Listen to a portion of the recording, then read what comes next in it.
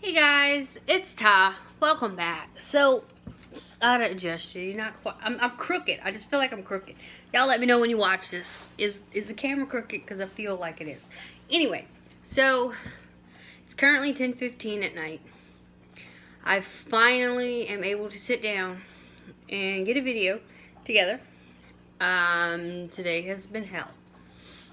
It started raining again, so you can just about imagine where my day went. But anyway. So, I am going to be doing the mom tag. I was tagged by Miranda, PMV. I will link her channel down below.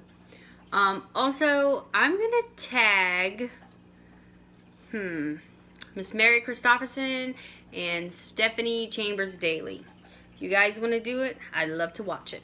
And anybody else that didn't tag, like I didn't say, if you're on my channel, or even if you're not, let me know down below if you did it. I'd love to see it. See what other people's answers are. So, there's 15 questions. I didn't really look at the questions, so we're going to do this together. We're going to figure out these answers together. So, number 1, favorite mom hack. For me, it was turning the diaper bag into a purse as well. So I didn't have that extra bag to carry. That was like one of the best things ever. You just shove your keys, your wallet, your driver's license, you're good to go. Most embarrassing mom moment. We were at Disney. Abby was potty training because I told her that Mickey didn't like, he didn't like little babies who use diapers. So while we were there, you have to use Mickey's toilets. And we started out in the room with it. And then eventually we got to the point where we got to the parks the next day. And she would use the bathroom in the park. She had no accidents every time I said, hey, you got to use the bathroom, she would go. No big deal. Well, we were waiting on the monorail for, where were we? Epcot. I think we're at Epcot going to Magic Kingdom. Well, not straight to Magic Kingdom, but, I think you got to get off at the transportation center. Anyway, we were on the platform. There really wasn't anybody around. And I remember the outfit. She had on these little white shorts with the, purple Elsa and Anna shirt. All of a sudden, where she was standing at was soaking wet. But her diaper, like her pull-up wasn't, and neither was her shorts. Somehow or another, she twisted it enough, and she peed on the platform. I was just like, really, kid? Really? You didn't wet your pull-up. You didn't wet your shorts, but you sure did pee on the monorail platform. That was, yeah. That was very embarrassing for me. What part of the day do you love the most? Right now. Evening time, like right after I put her to bed, I'm able to kind of get a few things done. Like, don't get me wrong. I love when she's awake. I really do. But I can't always get stuff done. And I know she's 6, almost 7. Like, I can basically say now she's 7. She will be in a couple days. But at night, once mom duties are over and I have that peace, and like right now the hubby's working, so like I am by myself with the dog. And she just went outside, so I don't even have her. What part of the day do you like the least?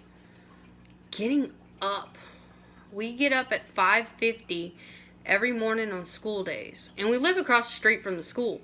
So I could easily, if it was me in school, I could easily get up at 7:15 and I would be at school by 7:55 when the bell rang.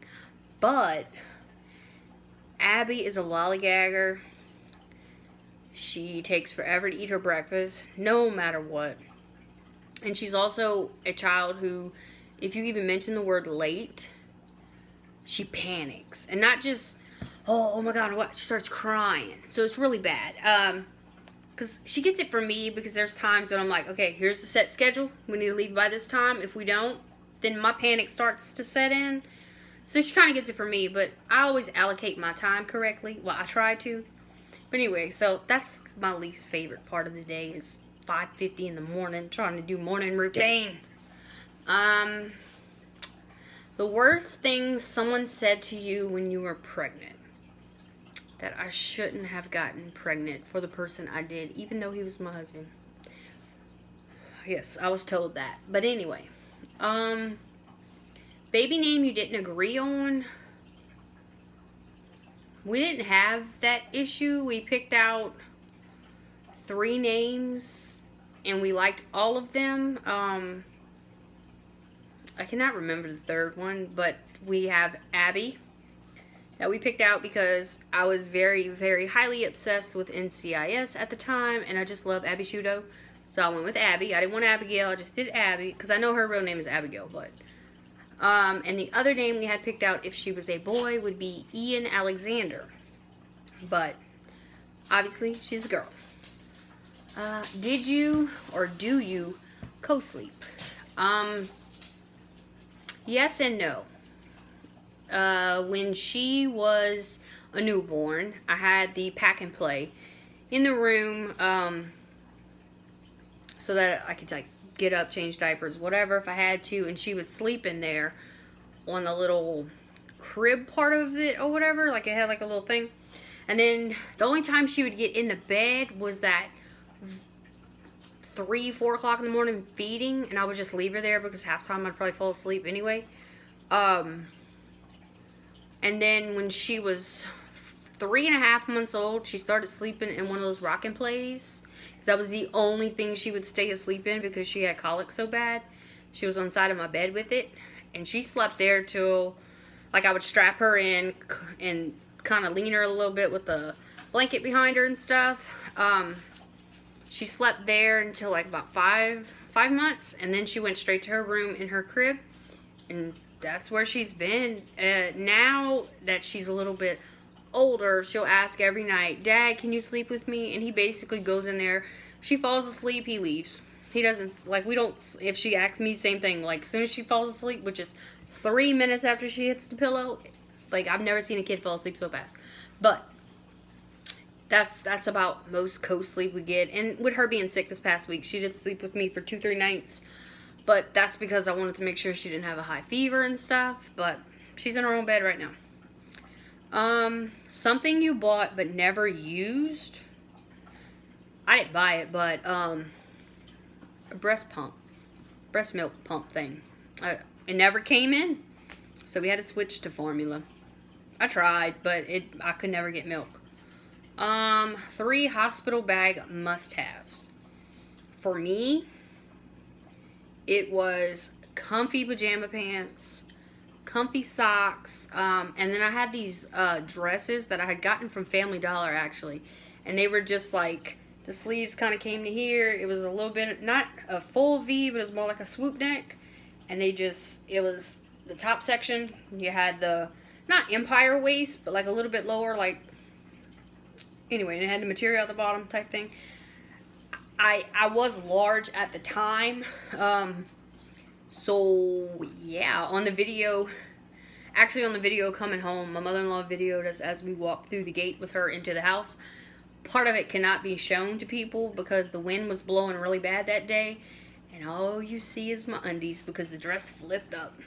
So yeah, I probably should have put shorts on, but I didn't care. I just had a baby, right? Are you a routine mom or go with the flow, and what does bedtime look like? I guess some things have a routine, some things don't. Like, obviously every Monday I started doing my grocery shopping now, so that is a routine thing for me. It's just easier. And like today I did have to go out, but I literally went out and bought 2 things, and we're good for the rest of the week.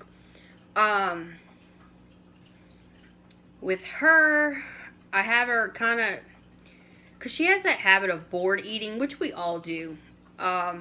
So we kind of have to keep a routine of how often she wants to eat. Like, she'll be like, I'm hungry. You just ate like 30 minutes ago, you know, type thing. So that kind of has its place. Bedtime, since she was a baby, by 9 p.m., I had her down with her last bottle. Every now and then, like, especially when she started sleeping through the night, 9 p.m. she was down in her crib with her, you know, I gave her her bottle, rocked her, put her in, and she would be good till 6:30, sometimes 5:30, but typically it was more in the 6 range, and she was good. Now that she's in school, I do 8:30, because at 8:30 you get up, you take your allergy medicine, you go brush your teeth, you use the bathroom, and you get a story. So by the time she actually falls asleep, it is closer to 9, which, like I say, 9 has always been. But yeah, so, and like tonight it was 10:15 before, but they're on spring break, so tonight's probably like one of her latest nights so far. But I'm gonna back it up starting tomorrow. It's gonna go back, get closer to that 8:30, so that on Monday night, because they're off Monday, so Monday night when she goes to bed, Tuesday morning she's not getting up tired. She's gonna be on back, completely back on her normal routine. What type of labor did you have? What pain relief did you choose? So, my plan, because, you know, I had to take all the birthing classes because of my insurance type thing. So my plan going in was, if I had to be induced or whatever, do that. Then I was ready to sit on that yoga ball and bounce that baby out type thing. And then, obviously, I was opting for an epidural because I'm like, I have very low pain tolerance. I have to be numbed when I'm tattooed, so I want tattoos, but I can't handle the pain, I guess. So as far as that went, that's how it was supposed to go. Unfortunately, the week before, her due date was May 1st. Oh, I had her April 27th, but the week before I went to the doctor and they ripped my membranes. And they said that I was 1 centimeter. I stayed 1 centimeter for the entire week. So that hospital I was at, they allow a 1 Friday induced. So I was the 1. I got up there at like 7 o'clock in the morning. I was ready to go. They started me on, like, I hadn't even hit the pit yet. They had to do something else to make to try to get me to dilate. But anyway. So, got there at 7. By 10, still, no, I felt no contractions, no nothing. All of a sudden, I felt wet. Well, I abrupted. My placenta abrupted. Thankfully, I was already in the hospital when it happened because I lost so much blood just getting from the room to the OR. That by the time we hit the OR doors, they said nobody goes in, which means they knocked me out completely. So I missed that first cry and seeing her come out all, ugh. I missed all of that. Nobody got to see it because I was in the OR. But it was life or death at that point. So we chose life. Because it was brought up to the fact that if it was me or her, they were picking me to stay and, you know. But thankfully the Lord was there. Had my little C-section. I was good to go. So that's the type of labor I had.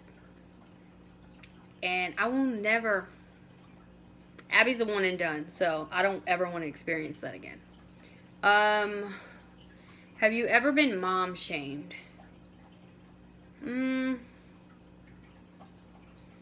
Not directly, I guess. Like, I've gotten a look or whatever, but nobody's opened their mouth, put it that way. The best advice you've ever given and biggest piece of advice you'd give to a new mom. The biggest piece of advice I've gotten and you'd give to a new mom. I don't know. I guess take it day by day is kind of like being a mom is something totally new. You're not going to know how to do everything right away. Like, obviously, you could figure out, once you figure out how to change a diaper, you're good to go. Feeding, you're good. You make sure you burps, all that stuff. But, like, as they grow, their needs change, and then you kind of have to figure that out. And my thing would be, and someone's told me that before as well, day by day. Like, you're not going to be super mom with your first kid overnight. It's just not going to happen. You're going to have hiccups. You're going to need help from people. You're going to take the help if it's there. Believe me. Even 20 minutes to yourself. Like, take that time as a new mom, because there's going to come a time where you're not going to have mom time. Like, now I'm to the point where I'm starting to get mom time again, because she is more independent, you know, and she's starting to, not starting to, but like she wants equal attachment to both mom and dad. So that helps. We both get our time with her and then together as a family, but we also get our own parent time because you need it. I don't care what anybody says. There is not a mom out there who does not enjoy or does not try to pull her hair out if she has that mom time. There's times I do try to pull my hair out, but having down, like right now, I'm the only one in the house talking to you guys. Like, this is my time. I get to do what I choose. So yeah. And who's your mom crush? I don't know.